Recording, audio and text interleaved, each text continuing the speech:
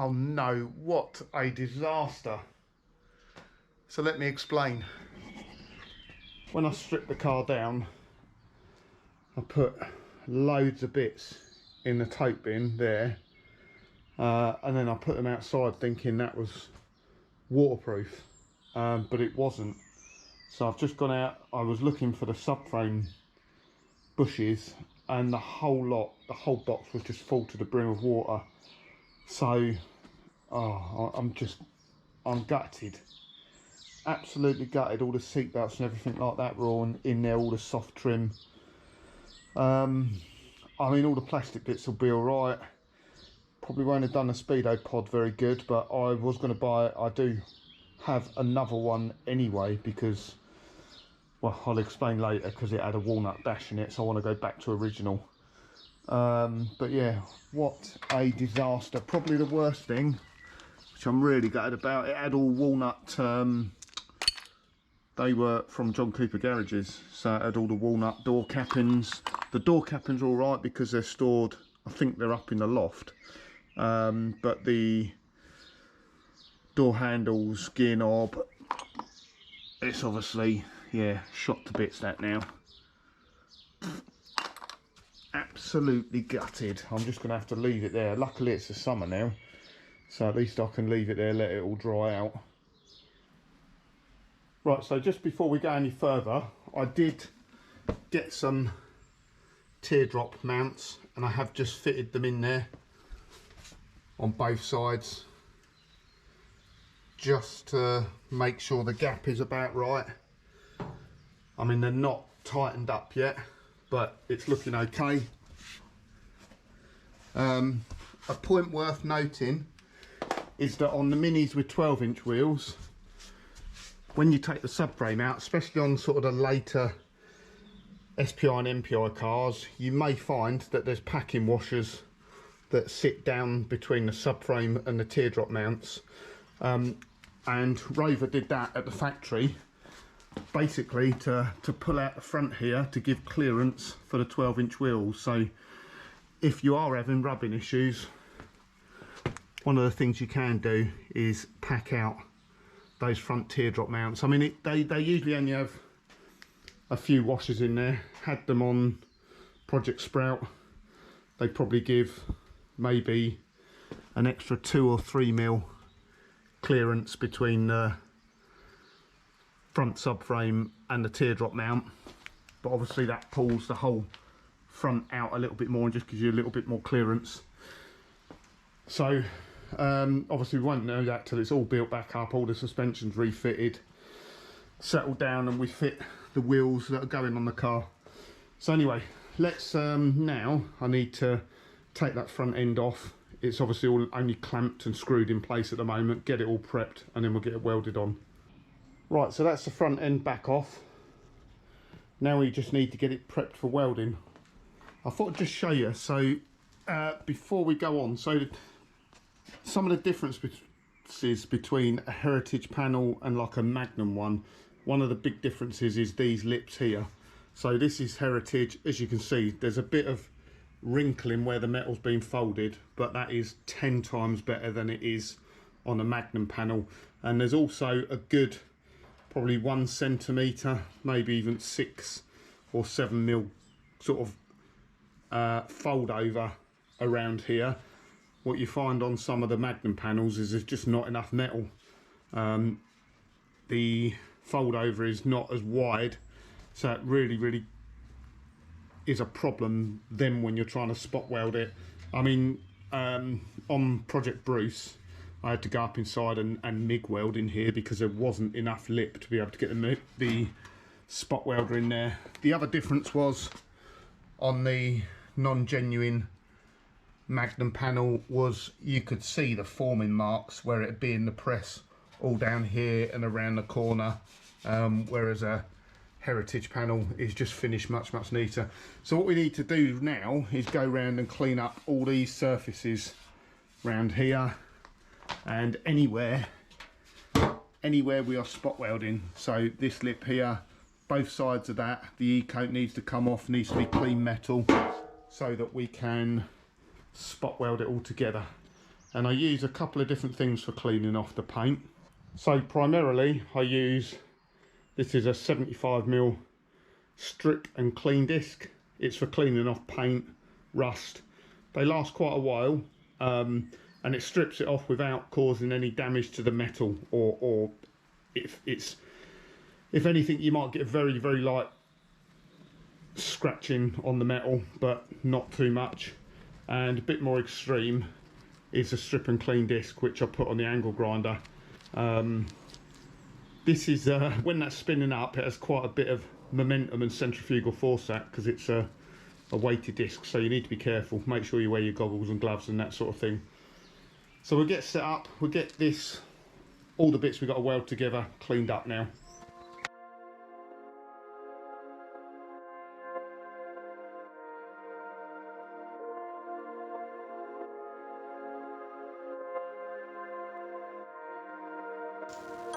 Hey Mini enthusiasts, how are you doing? Welcome back. I hope you're well and I hope you're having a great day.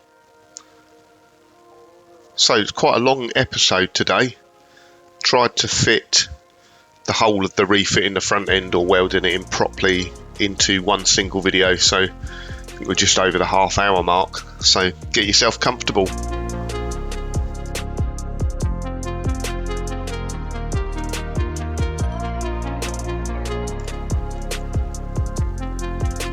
So I mentioned in the intro about the strip and clean discs I was using. The one I'm using on the drill there, which is just a black strip and clean disc, I think it's 75mm. It never says what grade it is, but those ones seem to work absolutely perfect. I buy them off eBay. They're about £7 or £8 each, and they last quite a while as well. But the big strip and clean disc I had in the angle grinder, the blue one, which is a 115mm. No, it must be bigger than that. No, it's 115mm. It's made by a company called Sabercut, but it is really coarse. And when you see me using it, actually, you can see sparks coming off it, which would indicate it's taking metal away. So I haven't used that one that much. It's a bit too coarse. Might be good if you're cleaning up some old rusty metal with paint on it, but on new panels I just found the black one in the drill was much better.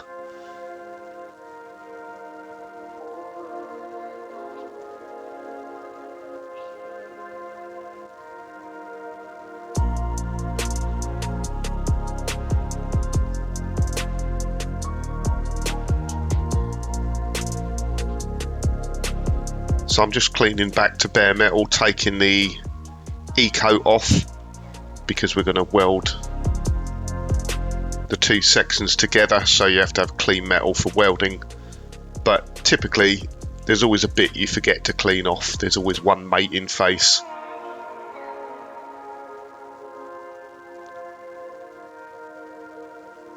And now just a bit of weld through primer on there, and we'll let that dry now.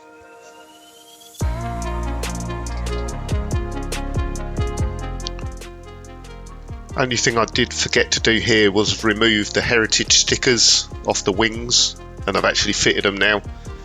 Just makes it a pain to get them off afterwards. So the stickers come off quite nicely if you can soak them in something like a bit of brake cleaner, a bit of solvent.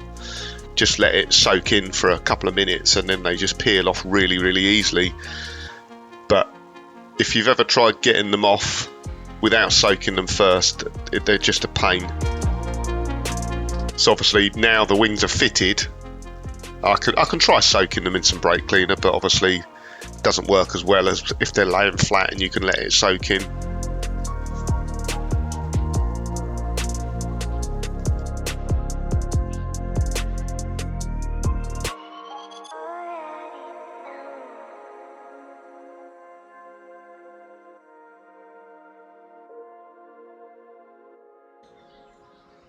Right, so it's all ready for the front end to go on properly now. All I have done is where I've marked that I needed, for instance, to move in a couple of millimetres, I've elongated the holes. So when I put the screws in, I've got a bit of adjustment there. I've also borrowed Mark's spot welder, just because it's physically smaller than mine, so it's better for getting up on the inside of the wings. But it should be quite straightforward, hopefully. This is only going to take hour and a half, and we'll have the front end welded on. So without further ado, let's get on it.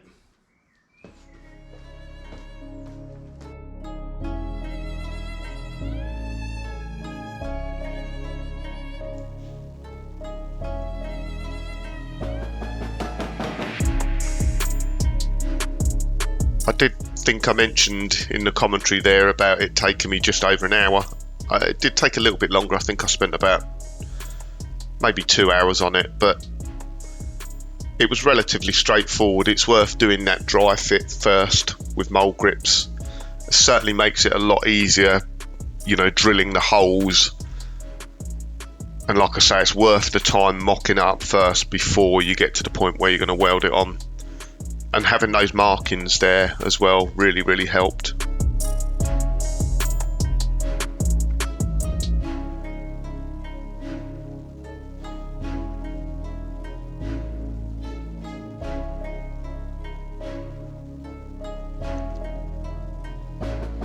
Now I'll mention later on in the video, really to fit the front end properly you need the subframe out the car. So if you were doing this on a car which wasn't a full restoration like this, you do have some problems with spot welding the ears on the front panel and the kind of right angled flaps that sit behind the grille and are fixed to the inner wing, because you can't get the spot welder in there and around the subframe. So if you were doing it with maybe the engine in, or you couldn't remove the subframe, then you'd probably have to drill through and plug weld on some of those mounting points.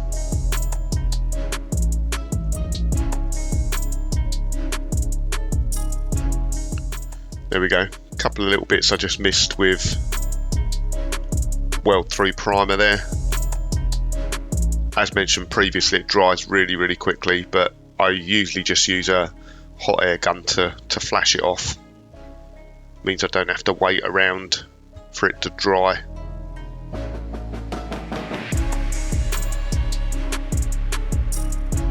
So I still didn't order some more mold grips, I must do that. I did struggle and faff around for a little bit here because I was trying to get both sides perfect before I started welding, but then I sort of realised after a bit that I didn't have enough grips to do it, and it would be better. I've got all my markings there, so it'd be better just to start getting one side welded back in, then I can release a few grips and use them for the other side.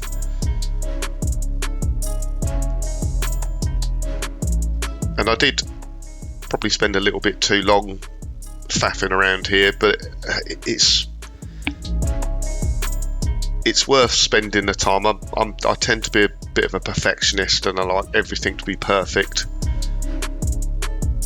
and as you know, on a Mini that's not always possible. The panels, even though these are heritage panels, they're still not perfect.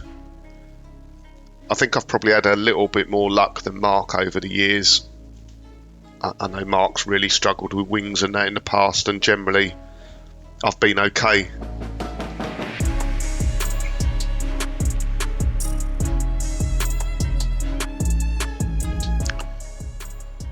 I mentioned in the previous video about I tap with a rubber mallet. You've got to be really careful because the panels are easy to damage.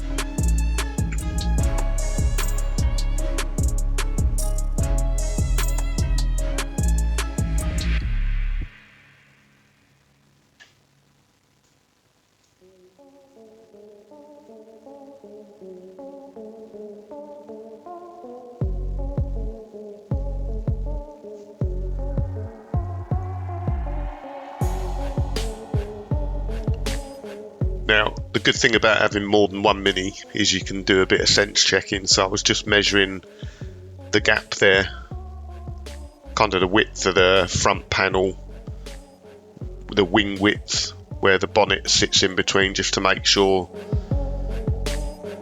it was right. I can't remember what the measurement was, but it was within a couple of millimeters of what I had on Sprout.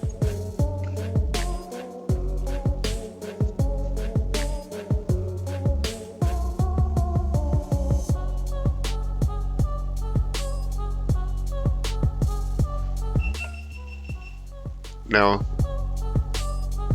I'm just going along here and I'm marking with a pencil where the spot weld should be. Again, I mentioned I tend to be a bit fussy, a bit of a perfectionist like that, and I like neat and tidy spot welds, so I measure them out as I did do on the seals and make sure that there's even gaps between them all.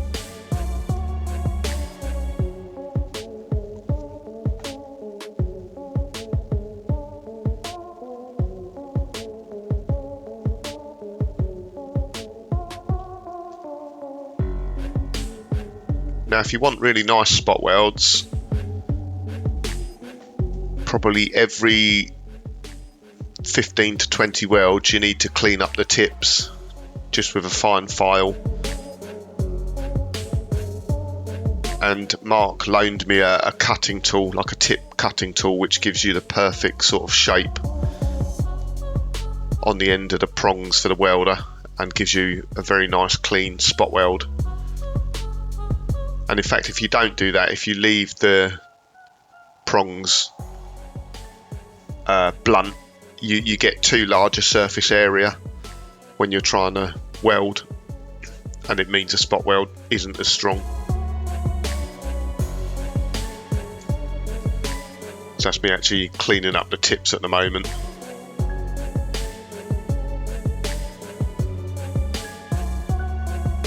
And now obviously we're going to the inside of those front wings. I'm using Mark's spot welder now. It's just a little bit smaller than mine, easier to get into tight spots, and it's got the angled tongs on it, so they're angled forward probably about 30 degrees, which helps you when you're trying to get to an enclosed lip like it is on the inside of the inner wings to front panel.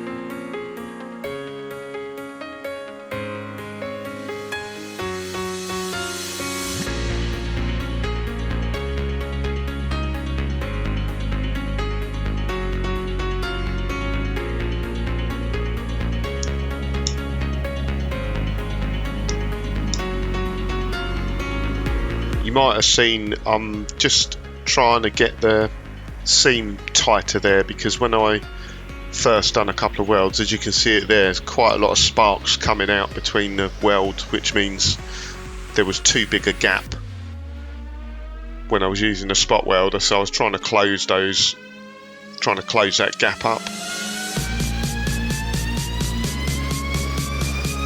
I did manage to get quite a few welds on that inner wing to front panel, but it's not easy to do. They were a little bit messy. I mentioned about being a bit of a perfectionist, but the welds on the inside of that wing to the front panel are certainly not all measured out. They're where I could get them.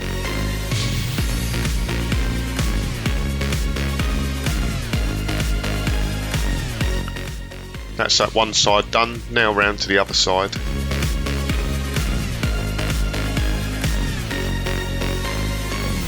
I've got to say, I mean, I'm recording this narration the day after. I'm actually recording it this morning, Sunday morning, before the video goes out. And I'm absolutely knackered today doing that.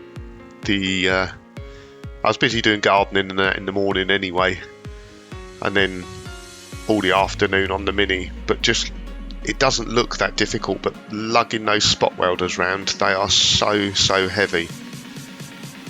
I'll have to weigh one, but I think they're probably 15 to 20 kilos, which is alright if you're just doing you know, lifting something up. But when you're trying to maneuver it around, when you're trying to lift it, you know, you're laying down and you're trying to lift it above your body, really takes it out of you. It's really hard work.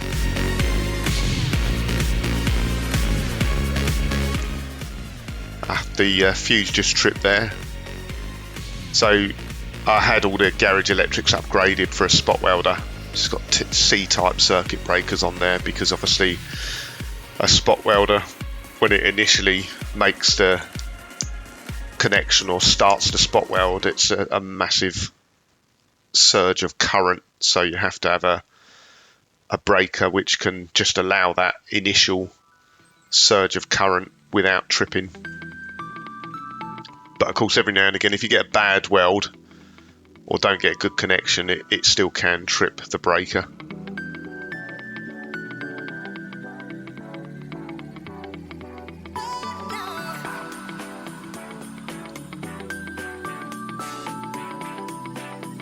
You see in the background there, that green box is Mark's spray mate, so it's a spraying extractor. So Mark's finished the paintwork on the Cooper S, and I've got some more videos coming up for the Cooper S shortly. I'll start putting them up on the channel. We might do some Tuesday videos, but Mark's got the Cooper S all painted now, and it does look absolutely amazing. So Mark doesn't need that. I'm not going to be spraying for a good while yet, but obviously I've got it ready for when I do start spraying. Now, like I said, I don't know if you can see it on my face, but I'm really struggling here. I was just a bit worn out.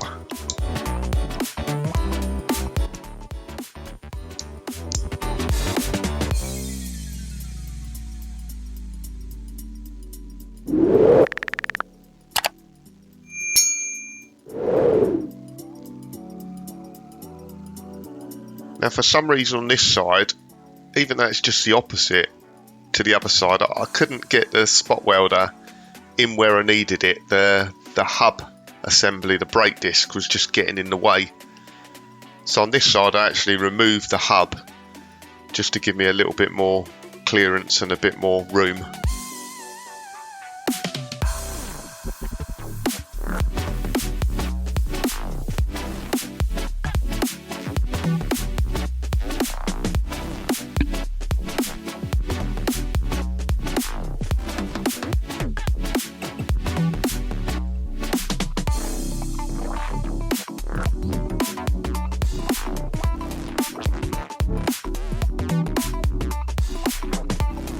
Yeah, for some reason it got in the way on this side.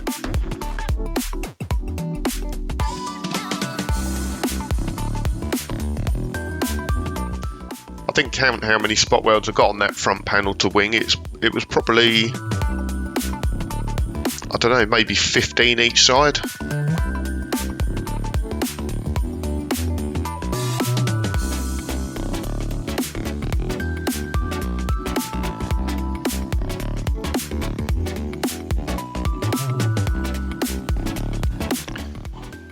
So I was thinking to myself, we're pretty much done now, but we're not, because still got to do the ears, which go from the front panel to the inner wings. So for that we're going to have to take the subframe back out again. And I can probably leave the subframe out now actually, just put it on the skate and move it around.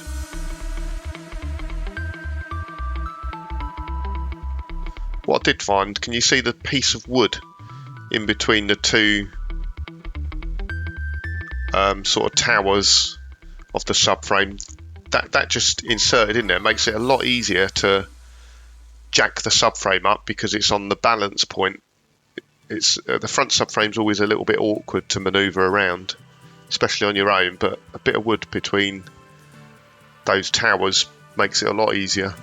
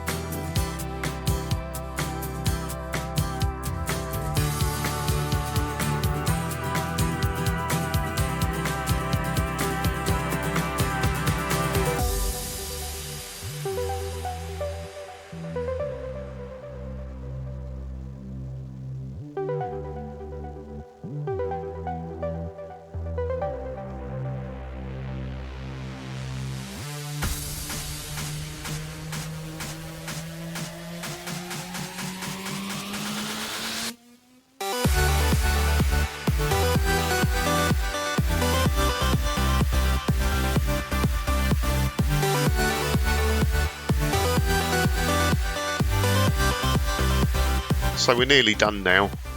I've still got to do the A panels, which I'll leave for later on and we'll cover off in the next video. I do still need to get the MIG welder out, and there's a couple of welds which just need running along the front panel to inner wings, and I just need to go around and fill up the holes where I drilled. Sometimes as well, when you spot weld for too long, when you have the timer on for too long, it will blow through the spot weld as well. So there's just a couple of them I've just got to go round.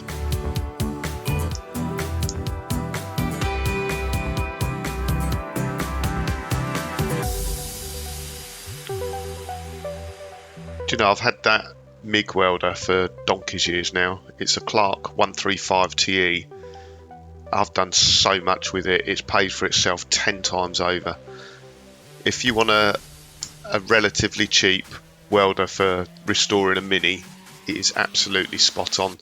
Yes, there's better welders out there that cost more money and might have more features, but a Clark 135TE will do everything you need it to do when restoring a Mini. Obviously, if you've got to weld some thick gauge steel, then you might want a higher ampage welder, but certainly for bodywork restoration, it's spot on.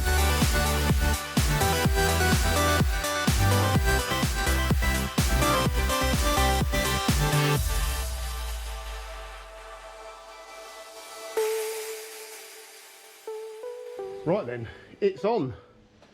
So we've obviously got all our spot welds down the wings. Spot welding inside here is really difficult. That's why I say I borrowed Mark's spot welder to get the spot welds in there. They're a bit messy, but it's on. It's easier than plug welding for sure. We've got the welds in the corners here. Where the screw holes were, I've just obviously blobbed a bit of weld on, and I'll grind that back. Obviously had to take out the subframe again, because you need the subframe out to spot weld up like the tag there. You can't get the top of here, so I've had to run seam welds down there. So, quick interlude. I don't know why I didn't think about using my long tongs for welding the front panel to the inner wing. Let me get these fitted and let's get that done properly with some nice neat spot welds.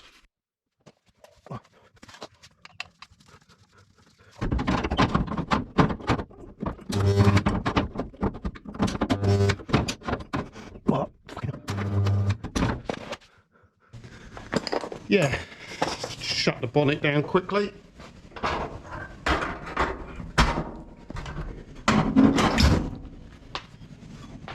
So everything is pretty much where it was when it was mocked up. I did try moving this in a little bit more, but it wouldn't budge. I couldn't move it. But I'm pretty pleased with the gaps. I did spend a little bit longer than I thought I would getting these right around here, but it's all looking good, to be honest. The bonnet gap's looking okay. Both sides, a bit tighter this side, but I'll move the bonnet across a little bit. Gaps around here are good. So yeah, pretty pleased with it. Not sure what I'm going to do next. Oh, A panels, I need to get the A panels on. I'll put the A panels on, line them up with the doors, but those doors are going to be having new skins, so I'm going to get the A panels on before I do the skins. So I hope you enjoyed this week's episode. Great to see the front end properly on now, and yeah, making good progress lately. So I hope you all enjoyed today's video. If you did, remember to give it a thumbs up. Subscribe if you're not a subscriber and you enjoy the channel. There's lots of mini content, and yeah, thanks once again for watching. Catch you again on the next one.